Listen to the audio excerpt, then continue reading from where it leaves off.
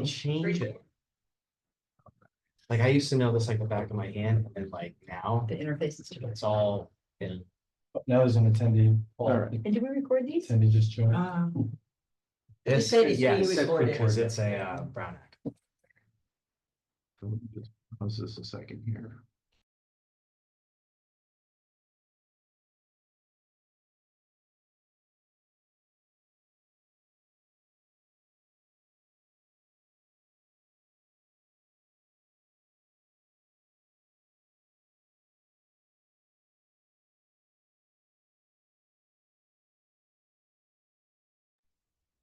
All right. Megan, Whitney, can you hear us? Yep. All Can you right. hear us? I Or hear me, you. I guess? Great. Yep, Okay, cool. awesome. We can start. That's pretty good. All right, Yeah, let's go good back view. to the, You want to do the view? yeah, Like let's the do our view. Brady Bunch view? Let's It do doesn't work the, anymore.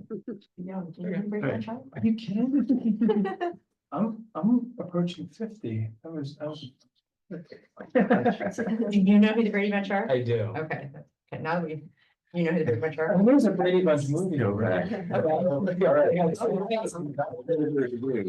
Welcome, everyone. Today is Tuesday, November 12th. It's Finance Subcommittee meeting and open time for public expression. We take it in the room and not seeing anyone. I'll turn it over to our Finance Director. great, thank you. Good morning, Mayor, Vice Mayor, staff, and our invited panelists. So, we have a few items this morning. First of all, just a housekeeping item. I would note that we are now hopefully transitioning to regularly scheduled meetings and still working with Lydia, but kind of every other month. I think our next meeting we'll talk about at the end of the meeting is early January.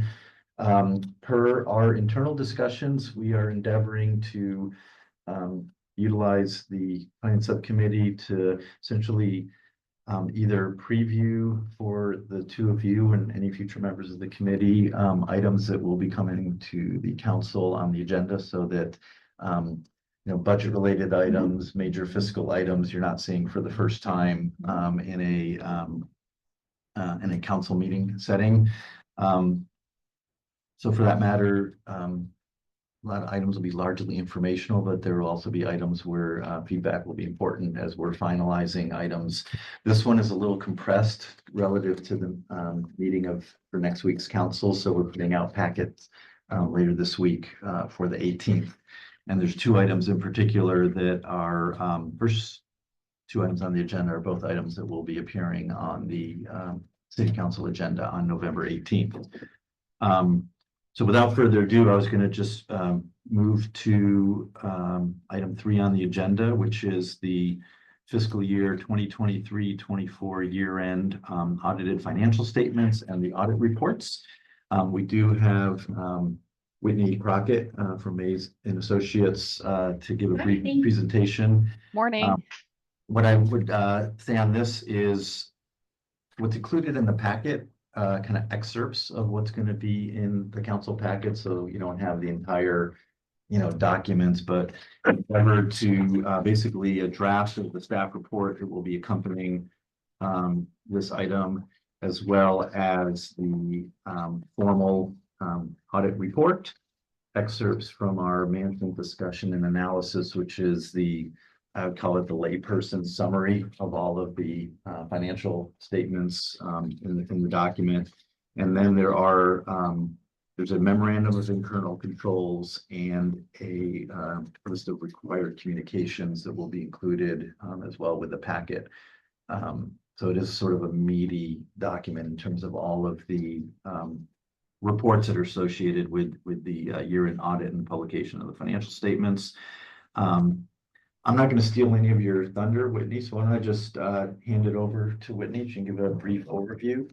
She will also be attending the meeting next week to present to the full council. So the meeting date is not December 2nd, it's written here. It up. We moved it up Okay. from the 2nd For all to the 18th. Yep. Okay. Yep. Per request. And Yep, we're ready yeah. to go, so we're going to do that. Great. All right. Awesome. Thank you, Paul. Yep. All right. Well, as Paul mentioned, my name's Whitney Crockett. Great to see all of you this morning. I'm the audit partner overseeing the City of San Rafael's audit with Mays and Associates, and that's covering fiscal year 2024. We conducted our audit in 2 phases. So our first phase was in March of 2024, and then a second phase of the audit was what we call the final phase, was in September of 2024. So just a couple months ago. So as part of our audit, there are 5 different deliverables or reports, and those include what Paul mentioned. So the first one is the fiscal year 2024 annual comprehensive financial report. And then we have the memorandum on internal control, and then the required communications, and the child development program financial report, and the GAN appropriations limit agreed upon procedures report. So first, I'm going to cover some of the results of the audit for, I guess, starting with the annual comprehensive financial report. So the first part of your attachment 1 is our audit opinion. So our audit opinion was unmodified, which is the highest level of assurance that we can give the city. So that's very standard language, but congratulations on that. So no, modification to our opinion. And then after the audit opinion is the management discussion and analysis. And this provides you a really good financial performance overview of the city's financial activities for the fiscal year and gives you a detailed look at the financial statements. So I'm actually going to cover some of those highlights, not all of them, but just kind of the big ones right now. So to start, at June 30, 2024, the governmental activities net position for the city increased by 29.3 million compared to June 30, 2023. And there's several parts to that. The first being the current and other governmental assets increased by $10 million. And that was due to overall results of revenues outpacing expenses for the year, which increased cash and investment balances.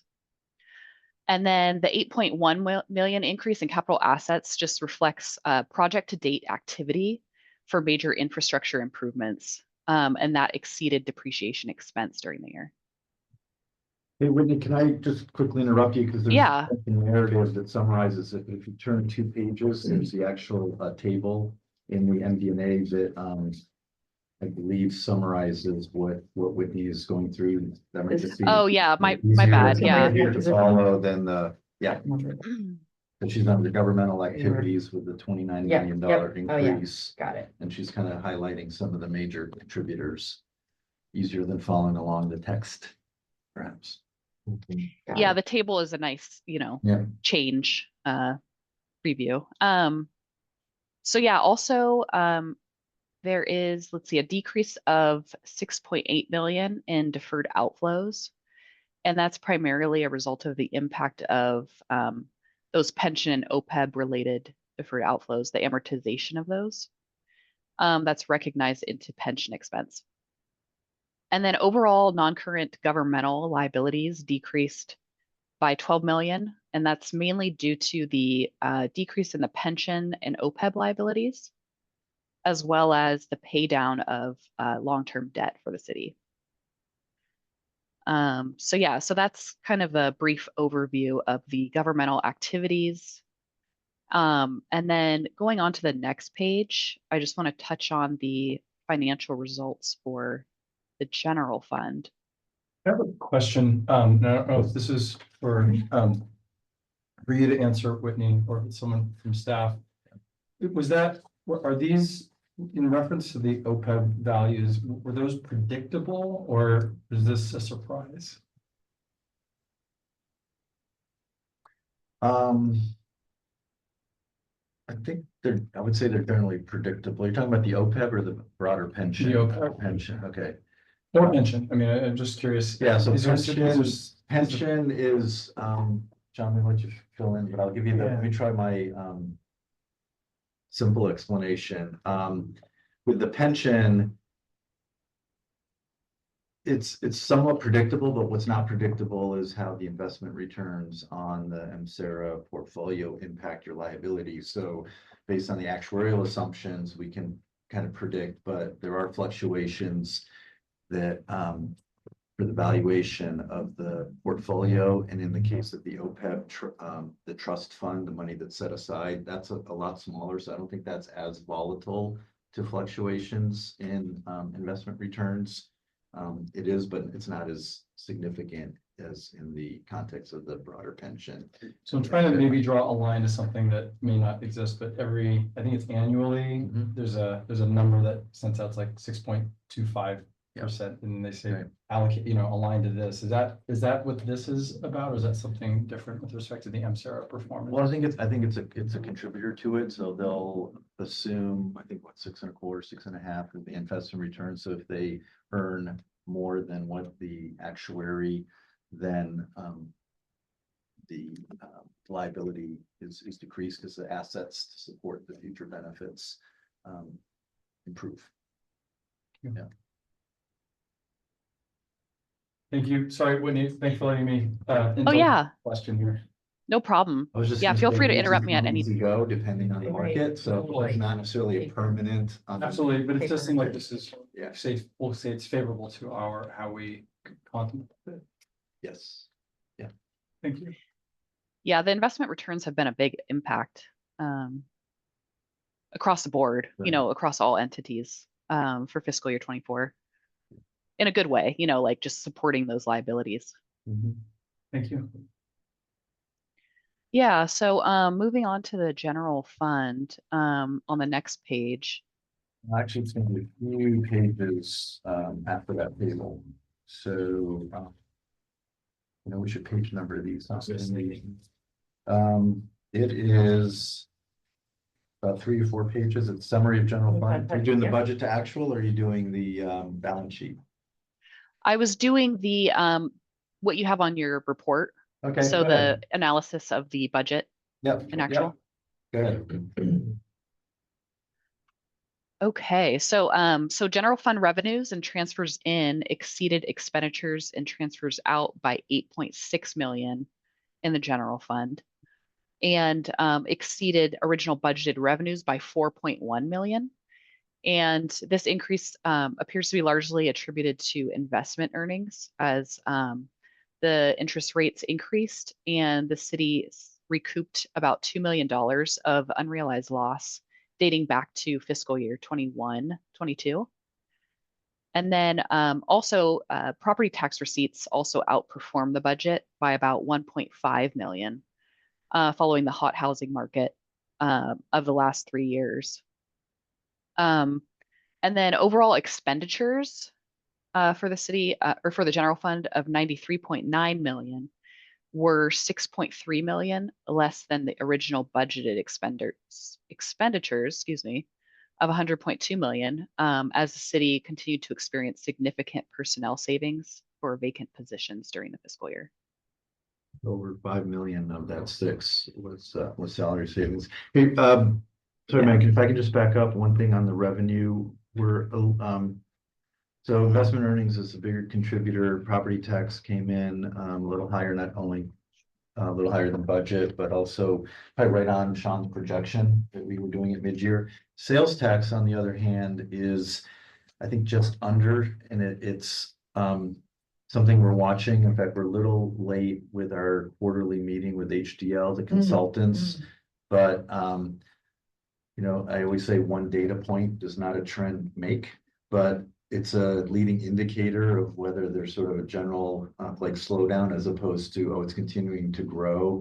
So sales tax seem to have flattened out in the last couple of quarters, Sean, correct? So we're waiting to meet with our sales tax consultants to just see what that portends for our current fiscal year and the budget that we have. Could I go with you one level deeper? Yeah, If we could yeah. disaggregate that it went down, Yeah. are we seeing softness in one sector or another, like automobile versus? So retail? that's what we will find out more. I mean, they gave us the report. I don't know, Sean, if you recall, if there's any categories, but Well, autos would move the needle. And that's what we're pointing to. Those are the Yeah. big ones. But also be a supply issue, because some of the, I mean, when we met with the auto people, I mean, they're building out, they're putting more inventory here in Summer Fell, but it might be a lag from the Yeah, inability it to get takes- product to the takes a market. while.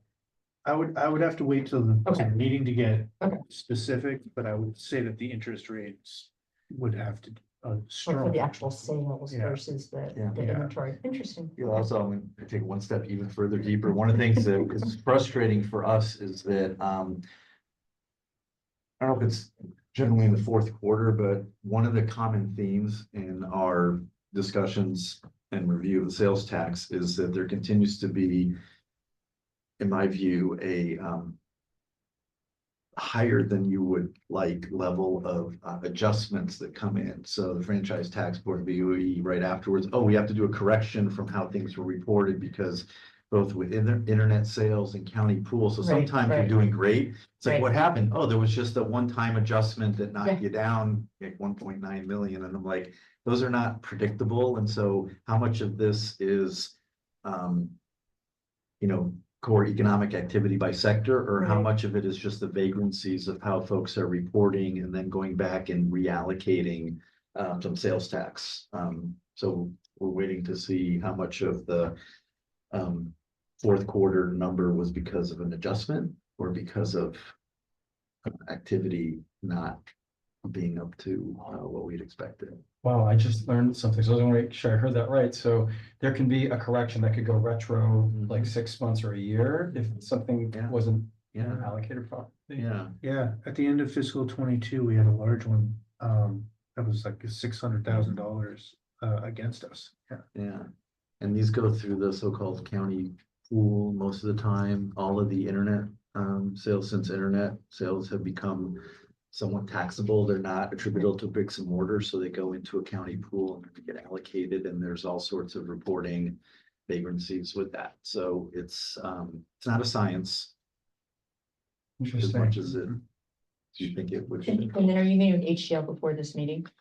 When is our meeting with them? I want to say the 18th. Was Might that be that day. The day? Yeah, Okay, because so- I just think that similar question might come out. Okay. Yeah, so. And it doesn't have to be in the stock report, just, you know. That will speak flush to it that. out a little bit Okay. too, because that'd be helpful. All right, sorry, Megan.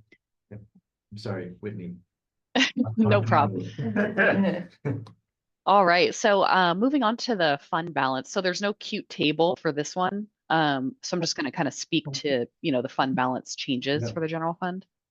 I couldn't find an actual table, but it doesn't matter. It's in the package though. It might be in the footnote to the ACFR, which you'll see when you get the full.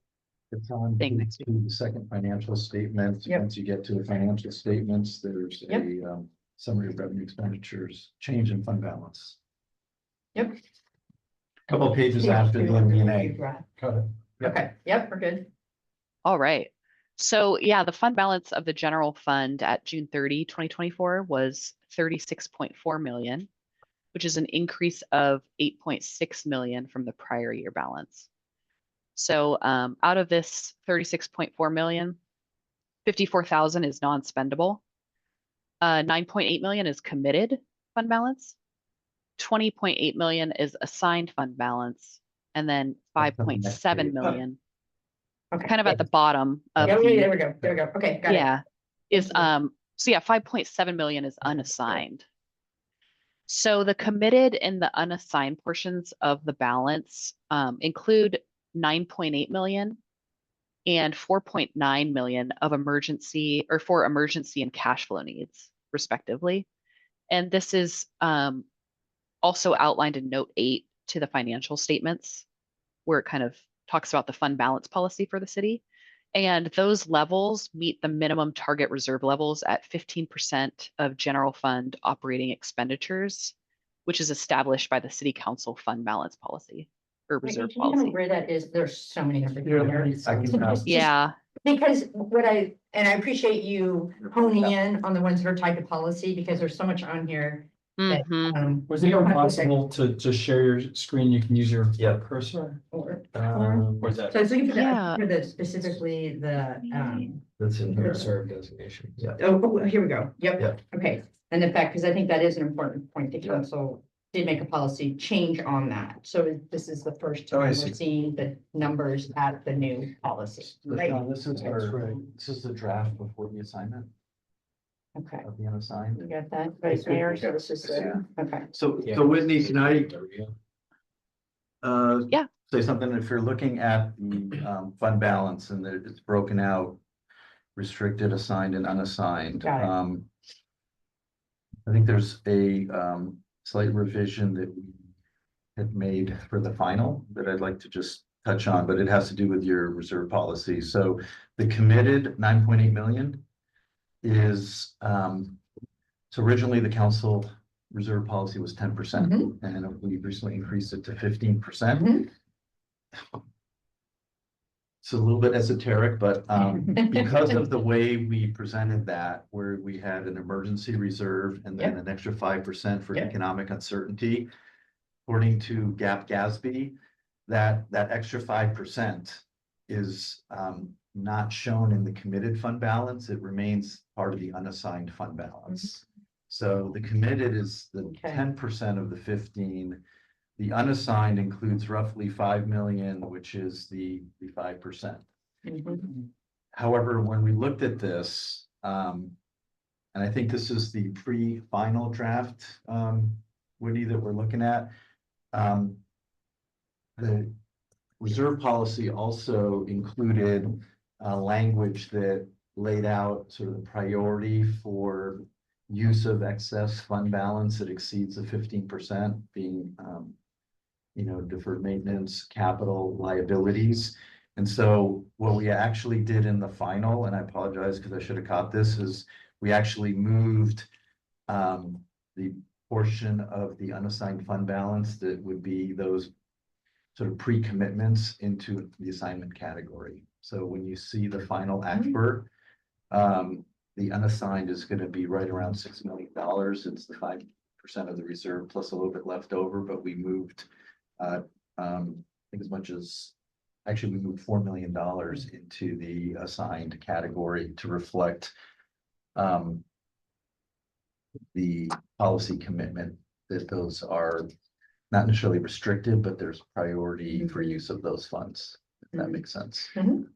Well, I'm glad you led with the characterization of esoteric. I'm just trying to imagine when we get into the public hearing Yeah. for this, I would, if there's I mean, I know it's getting into it, but is there a way to describe that? Because this is an accounting practice may not necessarily, I just want to make sure the public can grok what you're describing, because we came up with this policy. This is probably the first ride around the merry-go-round, so to speak, with it. Is there a way to describe how that is reflected, the 10%, the 5%, and then the allocations? I think the best way to describe the additional 5% is that it's economic uncertainty and therefore available for operations. Whereas the 10% is a catastrophic reserve, which likely will not be used in the event of a catastrophic event. I'm just glad we have this problem. Yes. No, it's a good problem to have. There's sometimes there's some sensitivities about like how you show how much is just, just sitting on all this money versus no, actually we have needs so that's kind of where we're wanting to make sure we characterize it. Yes, I like to, appropriately. I think the underscore here is that we always have deferred needs, and these fulfill those deferred needs. And again, I bring it up mostly to show that I think that unassigned number, the fund balance, but the categorization is something that we noodled around with right up until the final ACFR. Okay. All right. Thank you. All right. Yeah. So I think I'll move on to the memorandum on internal control unless there's any questions about the ACFR. Nope, I think we're good. Good. All right. So so the memorandum on internal control is a memo from me to you as the auditor that is a summary of any audit issues or audit findings that we had during the year. So there are 3 different categories that those findings can be in. The first is a material weakness, which is the highest severity. And then there's significant deficiency, which is kind of medium severity. And then other matters, which are more of, housekeeping matters or, findings that didn't meet the level of like a significant control issue. So we had one other matter in fiscal year 2024, and that is related to the purchasing policy compliance and clarification of requirements. This is an item that has been on the memorandum of internal control since fiscal year 2022. And basically the recommendation from us was for the city to clarify requirements for the use of purchase orders and contracts and review those processes that are in place to make sure that the requirements are being met. So although the city has issued updated purchasing guidelines, the guidelines are not effective until, or they weren't effective until July 1st, 2024, which is technically fiscal year 2025. And therefore we couldn't say at June 30, 2024, that this recommendation was implemented. It was one day, after the scope Yeah. of our audit Yeah. ended. So our plan, as the auditor, we're going to look at that, test the new guidelines against actual transactions in fiscal year 25 to make sure that those guidelines are being adhered to related to purchase orders and contracts and anything else that was revised in the purchasing requirements. So yeah, so those are, not implemented at June 30, 2024, but management has a response and management has done something about it since. And so that's also discussed in management's response to the comment in the memorandum on internal control. Right, so just real quick to clarify, you see the draft in here, the final memorandum of internal controls has a response. It's actually in the staff report that was at the front end of this Mhm. agenda item. We actually cut out the entire management response, so it's front and center in there. Just to let, we don't need to go in with the council, but so that the two, I think, most important parts of the updated purchasing guidelines that we issued kind of with the start of the new fiscal year directive to staff is that we're now requiring purchase orders for everything over $10,000, See that. whereas before we were all over the map. We've also clarified, and this may impact some council items, we've clarified that for purposes of contract and spending authority, which we have delegated, the city manager's 75,000, and then she delegates below that. We made it clear now that if you have a contract for $70,000, right, it can be approved administratively, but if you do like a $20,000 change order that makes it to 95, now it's 95, and so it does require coming to council as opposed to prior it was, the change order is under authority, the change order is under authority, and you can build up contracts. So just for consistency, transparency, and best practices, we've clarified that once you exceed the cumulative amount, that's how thresholds are to be applied. I'll just say good. We'll just say good. All right. Great. Yep, and I see that. All Very right. clear. Thank you. All right. Yeah, and I also want to point out there is in the memorandum on internal control a status of prior year significant deficiencies. And it's PDF page 48. That doesn't really help you because you have the paper copy, but it's kind of towards the back of the memorandum on internal control. And I just want to point out there's 3 issues that date back to 2021. So 21, 22, and 23 about the same thing, which was inaccurate building permit fees. And we noted during fiscal year 24 that the city actually corrected that entire issue. Those issues that we noted in the past, which was the correct master fee schedule, fees for permits being charged to customers. So that's implemented at June 30, 2024.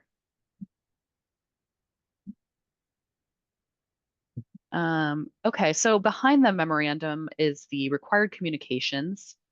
And this is a very standard document.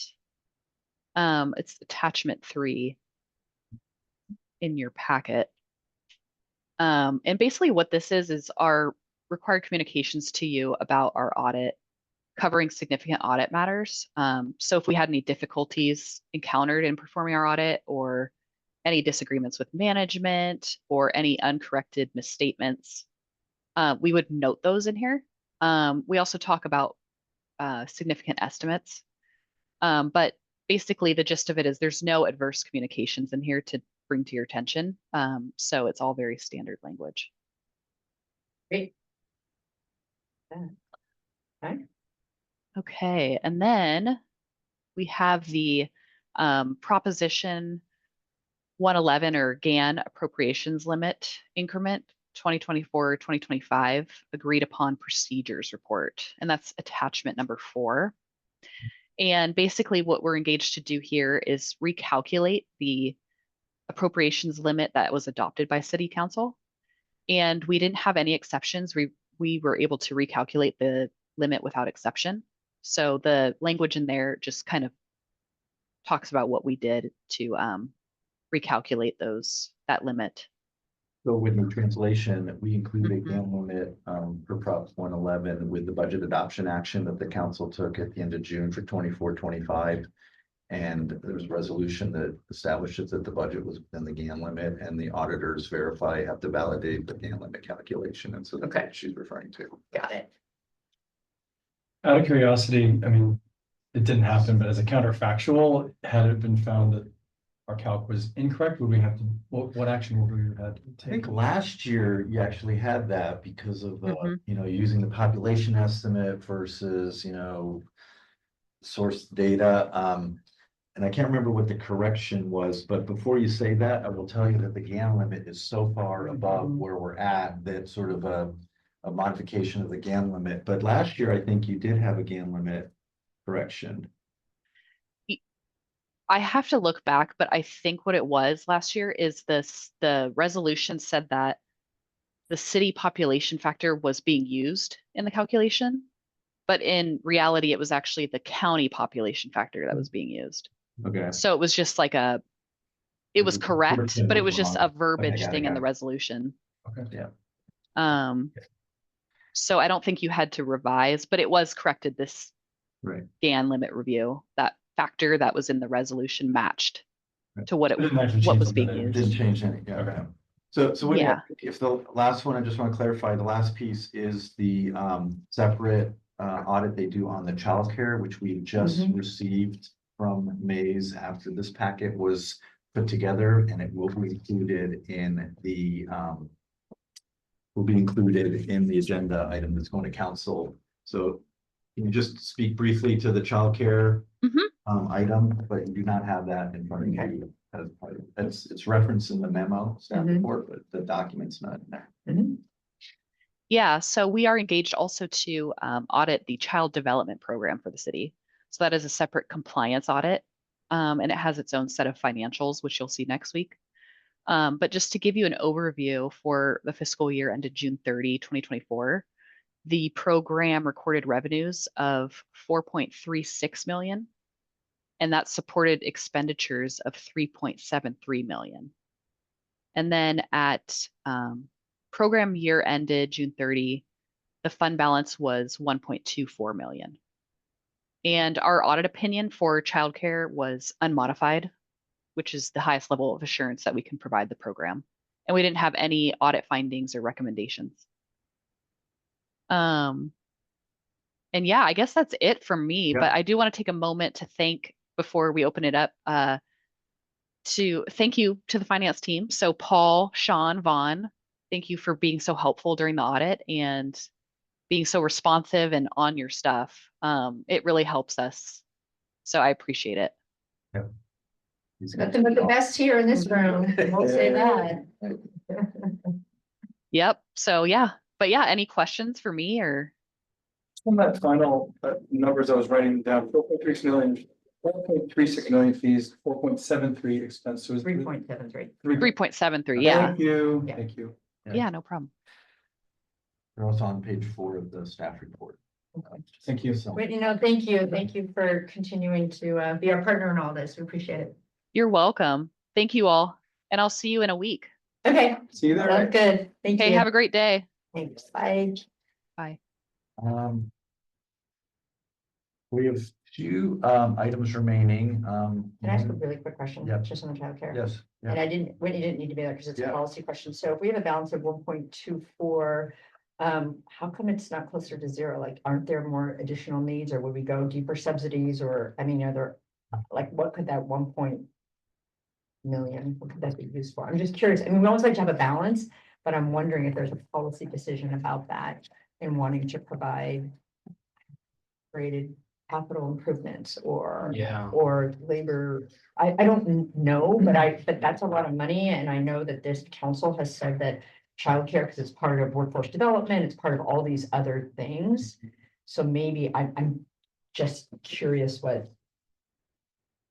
Yeah, I mean, this is my first time actually kind of getting, I Okay. haven't had a chance to Okay. review it, so, but I think that's something I can bring back to Christine, because I agree, like, and Paul can maybe can chime in on this too, it's like, it doesn't make sense. Well, to yeah, have it yeah, let's- Mirror so- what the policy. Because we increased the fees in order to So I'll say accommodate. two things about this, so maybe we can be prepared for. Yes, just be discussion at the prepared. So we're meeting. just putting a pin I will in it. just say that the change in fund balance from last June 30 to this June 30 was about 600K, so it did go up Mhm. from about 600 to 1.2. I'll also caution that this is literally a point in time, June 30th number, so you're in the middle of the Okay, summer. that's fair. And so the That's fund fair. balance Goes up and does down. Okay. fluctuate. I think what would be helpful is to That would see it at be- the end of the program year or That at would the be end good. of the academic year, That- into the summer. You might have more, get a number that is, Yes, speaks more to the question of how's the health of the program. yes. Yeah, because I would not like the story to be is that we increased rates, we have this balance, like, well, yeah, I just, Okay, I'm, the point what I'm time. hearing No, is that's that important. there's fluctuation. Okay. Yeah. So let's look at that. I do think, well, there's one other point is that it does comprise two buckets of money. And one is kind of your, all of our childcare, and the other one is pickleweed, where it's state grant funded. And then pickleweed has gotten a lot of ARPA money in the last 3 years since the pandemic. So that's where the fund balance is really building up and not with the rest of childcare so much. And I think that's helpful, Yeah. and this is a balance we don't want to have built up because we want to be expending it to have this money in our Yeah, community. and So my that's understanding really what I'm is saying. that balance is really earmarked for the upgrades that are happening at pickleweed. So Oh, these are capital, not Of course. for. it can be both, I think. It can be, but the ARPA is pretty So unrestricted. we'll follow up on Okay. that Yeah. and into it.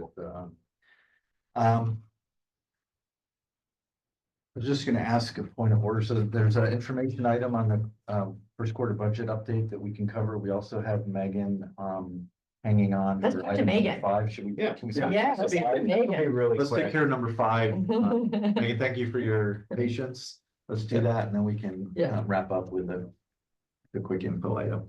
Yeah, and so I'll just do a brief introduction on this and hand over to Megan, but as we were going through with the franchise fee update at the last council meeting, there's this one little piece we wanted to circle back with you two on, just for your own situational awareness around how we're setting the franchise fees moving forward, particularly when it comes to the use of public land and the dollar amount that we're charging for that. And so I'll pass off to Megan, you can kind of like walk through our logic there, and then we can answer any questions that you may have. Thanks. Good morning, everyone. So just to give you a little bit of my background, I'm outside legal counsel for the city, and I specialize in assisting cities with the adoption and defense of rates and fees under Prop 218 and Prop 26 and Prop 13. So about 2 years ago, just to give you a little bit of background about how we got here, I'm sure have been informed of a lot of this along the way, but it's been a couple years. So 2 years ago, the California Supreme Court issued an opinion, Zolli versus the City of Oakland. And that opinion held that franchise fees that are charged by cities to their solid waste haulers have to comply with Prop 26, which means, Prop 26 has various categories of fees. And that means that all the fees you charge have to fit within one of those categories to be legal. The city had been charging a percentage fee that was assessed on the revenues of Marin Sanitary. And so what the city did to make sure that it was in compliance with the new Zolli case was that we hired R3 to review the city's costs of service related to solid waste, and also determine the value of city property used for solid waste services, and develop a franchise fee study to see what the city would be justified in charging to Marin Sanitary Service. So R3 developed that study and last year determined the various amounts that the city could charge to recoup its actual costs, like its staffing costs, things like Corey, me, all the things that you have to do related to solid waste services, the costs of addressing the road impacts based on, the very heavy solid waste vehicles, and then a determination of the value of city property. And the city council adopted that franchise fee study last year as part of the rate update, and determined that, when you add up all of those amounts, it's roughly equal to, slightly greater than the franchise fee that you had been charging in the past. So we determined that your prior franchise fee was justified, and that here were the amounts that you could justify moving forward. So this year, the R3 updated the numbers in that franchise fee just for the year's inflation, and determined the amounts that you could charge for, again, cost of service, the impacts of vehicles, and the value of city property. And we also brought some amendments to the franchise agreement, which were primarily related to the illegal dumping programs and the expansion of services, but also changed that franchise fee from a lump percentage to break it down into the individualized fees that R3 had determined were appropriate and justified. For the cost fees, those are, pretty exact, because, you calculate what the costs are, you figure out what's budgeted, that's usually an exact number. But when it comes to the value of city property, that can oftentimes be stated in a range, because, you're looking at what is the reasonable market value. And as we all know, there isn't usually an exact market value of property. The franchise fee study determined that a conservative evaluation of the value of the city's property was approximately $1,216,000. But if you look at the data used in the franchise fee study, you could justify an amount up to $1,474,000. So in working with Marin Sanitary to amend the agreement, we wanted to put that higher amount in the franchise fee agreement, the franchise agreement, as an acknowledgement that the parties agreed that, up to that amount would be a reasonable charge for the value of city property. And also, if the city wanted to increase the fee in the future, it could do so without amending the franchise agreement. However, staff wanted to continue to charge the amount that was actually in the franchise fee study, that more conservative value amount for the value of city property, for a couple of reasons. First, as I said, these amounts are roughly equal to what you'd been charging in the past. So you are, continuing to recoup that same franchise fee with inflation as you were before. So it like roughly coincides with the direction that has, always been in terms of the franchise fee amount. The second is that, increasing the franchise fee would increase rates as well. And the third reason is that this area of the law is still sort of in flux. I mean, we just found out from Zolly that these fees need to be justified under Prop 26. We think this franchise fee study done by R3 is well-reasoned and solid and complies with the law. But the law is, probably going to change, or, we're going to get more insight from the courts over the next, 5 or so years on these fees. So we think it's prudent, at least at this time, to go with the more conservative valuation, even though we think that higher amount in the franchise agreement is also justified. So I'll leave it there, and you can feel free to ask me any questions. Yeah, well, that is very sensical. Thank you, Megan, for walking us through that. A couple questions. I have to imagine that every municipality that participates in a franchise agreement has had to go through this. Is everyone doing the exact same methodology, or I have to imagine there's some that are behind, some that are maybe more bold on trying to push to the top? That's my first question, is where do we land generally in the landscape? Yeah, so cities across the state have been responding to Zolly, some faster than others. I think San Rafael is doing a really great job at being in the forefront of responding to it and justifying its fees. Different cities have different situations in terms of, you know, what services the hauler provides versus what services they provide with their employees, and how, you know, how great their costs are, what they can justify. Sort of there, you know, there's different starting points for everyone too. You know, some had more aggressive fees to start, some had very low fees to start. I think San Rafael was about in the middle, and the franchise fee study shows that you were, you know, pretty accurate in assessing, even though the fee was stated in a different basis, you know, fairly accurate in assessing what your actual cost and the actual value is there. So yeah, every city is at a different pace. You know, with my clients, I'm generally advising them to do these franchise fee studies, to adopt them just as San Rafael has done, and to, you know, be somewhat on the conservative end in charging those fees until we get more guidance from the courts.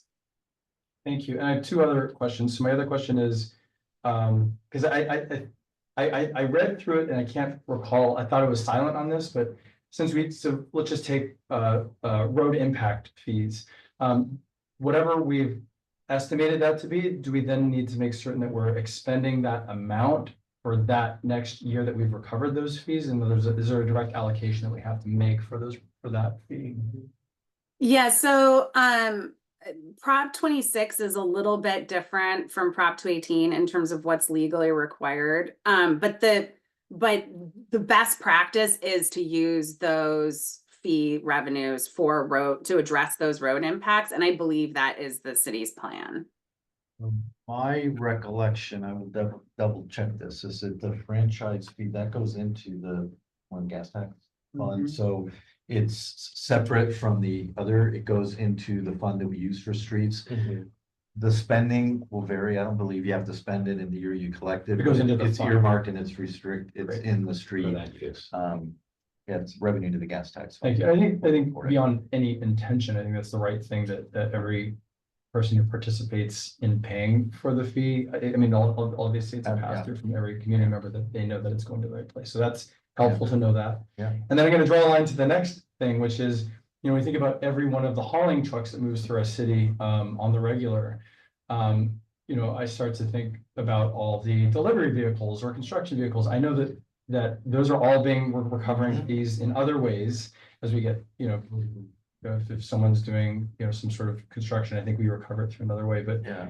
you know, for delivery vehicles, like for Amazon and whatnot, do we feel like this is opening up a Pandora's box for other ways that we would recover? So can I give a finance director response and then there's an attorney response? The vehicle code, right, prohibits cities from charging for the use of streets and roads. So there's not a real direct connection between the businesses or others that use the road and their impact on it. So, you know, that's a little bit different than, you know, when developers are paying a roadway impact fee because of the cumulative impact of additional traffic. The franchise fee roadway piece, I think, is a little bit of a carve out in this respect, but if you're asking whether or not we're recovering proportionate share of costs from everybody that's using the roadway, the answer is no. Okay, I would just say from a layperson's perspective, I was like, well, if we can charge for impact from all the haulers, you know, how does that square against what you were describing, that we can't do that for other impacts? Amazon, now we get the tax from the Amazon delivery service. Why don't we think of it that way? Yeah, I'm just saying, it sounds like we are Yeah, recovering it. but I just yeah. want to see, is there any other rock that exists that we could find? Well, I don't know if that metaphor holds up because those are insects and probably worms, but I'm Because some of all that sales tax in the general fund, that's another reason why we put a not insignificant amount of our general fund dollars in through the capital fund into streets and roads, because just the gas tax and just the SB1 funding that we receive for streets and roads, especially with costs and deteriorating roadways, April Miller will tell you we are not keeping up with the level of maintenance that we need. So adequately funding streets and roads continues to be a challenge while we're navigating the legal landscape, if you will, of the fees that we currently have in place. yeah, and thank you for letting me be too creative by half on this, because that is in the back of my mind at all time, is how can we find other ways to fund our road, because I've heard that many times from people, and I believe her, that we are always gonna be behind, as far as getting our roads, to maintenance. In other words, if we do nothing, we're just gonna end up on a trajectory of. That's why Fairfax had I know. money on the Yeah. ballot, so that's a I think we broader. would need about 4.5 million a Yeah, that's a- year to, That would be it. keep the pace, and we're at about half of that. Yeah, so I'm gonna be provoking all sorts of creative thoughts, Okay. on how we can get to that. We're brainstorming as well. Thank you for letting me provoke. Cool.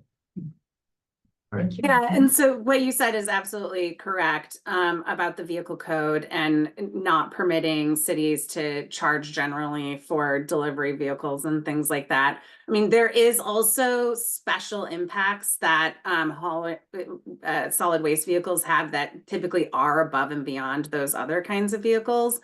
And because the solid waste hauler has that exclusive franchise and it's done through this franchise agreement is the way that the cities have been able to charge for that. There is litigation across the state questioning even that. So, again, we'll have more guidance about that in a few years as well. And I know that there is some discussion as solid waste vehicles might get even heavier with, the need for electric vehicles, that there might even be at the state level some revisions of that vehicle code legislation. So we'll see what happens over the next few years. That's the franchise fee item. Thank you, Megan. Great. Thank you, Megan. Thank you. Have a good day. Bye. Okay, we may have I don't know if we have a hard stop, but we can quickly cover the first quarter budget update. You have a draft of the report in your packet. Agenda item 4 just shows revenue and expenditures through the first 3 months of the fiscal year. So ended a period ending September 30th. Nothing dramatic. Again, this is much to refine kind of format for bringing to the council more regular, periodic. There's a fair amount of narrative at the beginning, but starting on page 5 of this agenda item, there's just some summary tables that are showing all funds, revenue, and expenditures by fund, and then all fund expenditures by department. And we get into focus on the general fund revenues for the first 3 quarters. And again, the expenditures here by department as well as by category. So we'll be tracking salary, contract services, etc. We did include 2 kind of new tables, I think 7 and 8 on page 9 and 10, that really show the detail of the revenues and expenditures, literally by every fund within the budget. At the risk of too much information. And I will say that in the narrative, we also have carved out the piece to discuss the status of expenditures for the capital program for the first 3 quarters. I will say that one of our kind of initiatives we're working on, and maybe not waiting for the new financial system, but in our current financial system, being able to better report the expenditures by project, because they're kind of lumped together, and we're endeavoring to be able to, not just for the public, but also internally, do a better job of the project budgeting and reporting, as opposed to it being tracked by engineering and public works on all of their kind of subsystems. We're bringing that into the financial system for transparency and integrity. So wow, okay, super granular.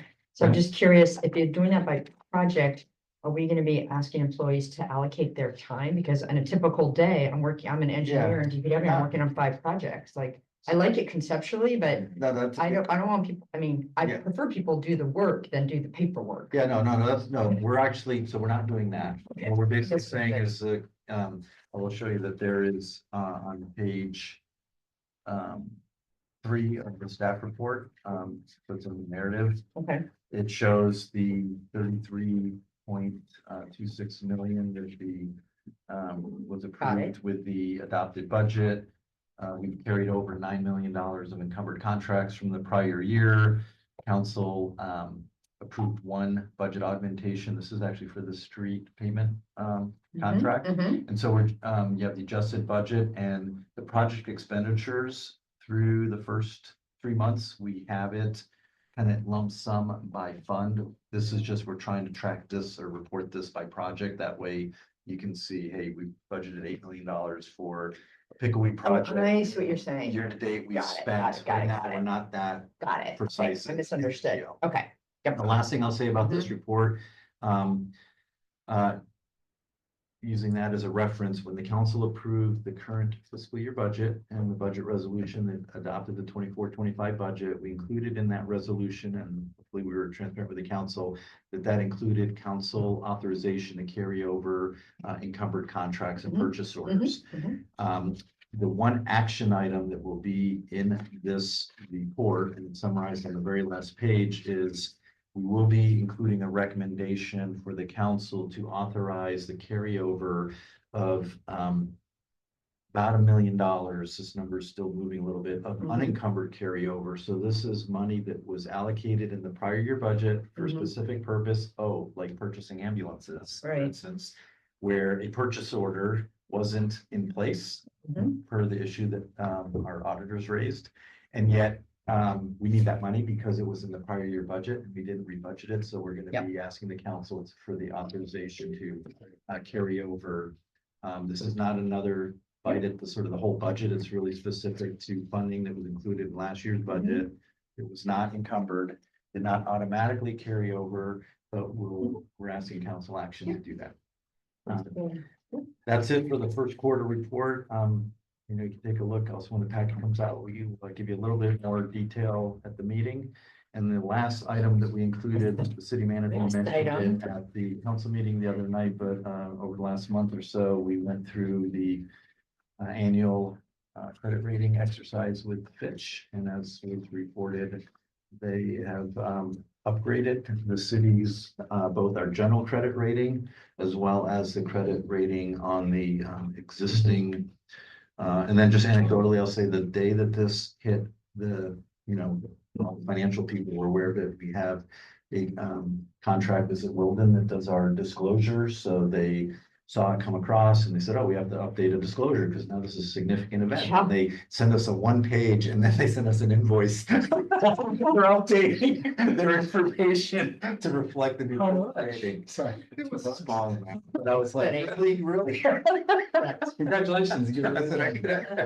I think on this, so does this come to the council as well? I know she mentioned it, but there's no action here. I think. It was not coming to the council, but I thought we would include it as part of this packet. I think for me, the high level is, so how does this impact our current? Other than a trophy. Other than a trophy, any contracts that we have are going out, like, I'm just trying, like, this. So it's hard to quantify, but next time we go issue debt, we will likely be able to pay less interest because the credit rating directly ties to our cost of borrowing. Right, so it's a future contract. It's not a, there's not a retroactive piece. Okay, No. so it's all. Unless you future. want to pay for a refi and stuff. Sorry, I don't want to go there. Refi, it also shows good credit worthiness, so, Makes very many markets, less folks that are expensive looking for at us. San Rafael it's just a good feel. But is it like a half a point or a quarter of a point? I think it's favorability? pretty, I mean, we went from what, AA to AA plus. I can ask, I'm Yeah, no, I'm guessing. just curious, like, how we take advantage of that. I think it's a big, It is a big deal, deal. because once you're already, I mean, here's how I'd love to narrate it. I have no idea what this actually means, but when you're at AA, you get to an AA plus, or is it AA or is it triple A? AA plus. Yeah. I mean, there's something about that where it's just like, it really speaks to the actions. These things actually don't happen overnight. I think Mayor Kay, we talked about this separately, that there are a lot of folks to think. It's not obviously just the folks sitting in staff positions in council. Now, this is previous staff, and previous council that have sat. And I think this is important to give attribution to that trajectory. Yeah, I do think even though it's, the city manager mentioned it, but it would be nice if on the 18th you just speak to it a little bit more because she talked about it, but none of us could respond to it because it was, it was in our city manager report. We don't tend to question on her city manager report, but I think just what Vice Mayor said, I think it's awesome and it really attributes to all the great people that have been working on this. And I would add to what Vice Mayor said, that it's if you read through that a little bit, it's a reflection of both the strong financial position the city is in, but it Mhm. also speaks to the robust and resilient economic base for the community, which is critically important as well for our economic development and businesses. So it's not just a limited to the cities. I thought it was something cheeky, like when we talk about, it, you have a slide that shows the rating of all of the surrounding jurisdictions. How provocative, I love it. No, let's not do that. Bottom up there. I think you make reference to it without saying specific municipalities, but that it is a rare Yeah. achievement. Good slide, though. Only 2% of all municipalities in California Okay, or something. So the scheduled regular, we talked about that, you're working on. Yeah, we're scheduled Okay. for the meeting on the 7th. We will probably give you a preview of the mid-year budget. And also currently, there may be other things added, but we've been meeting with the voter approved tax oversight committee. They reviewed all of the unaudited financials a month ago. Are meeting with them on December 17th, and their annual report will be coming to council, and we'll kind of run it through this subcommittee prior to. There are a couple of things that I think the voter approved tax oversight committee would like us to just sort of highlight. Okay. So we'll do that with the committee prior to going to council. Okay.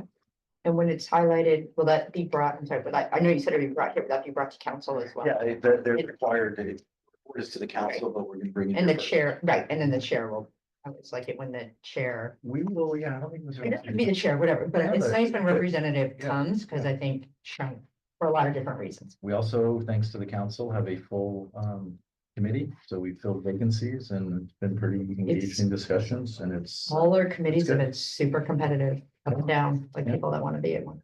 Get their time, so we're lucky. Alrighty, well, That's then our our meeting, tour for today. we're gonna, Thank you. thank you. Meeting's adjourned. All right.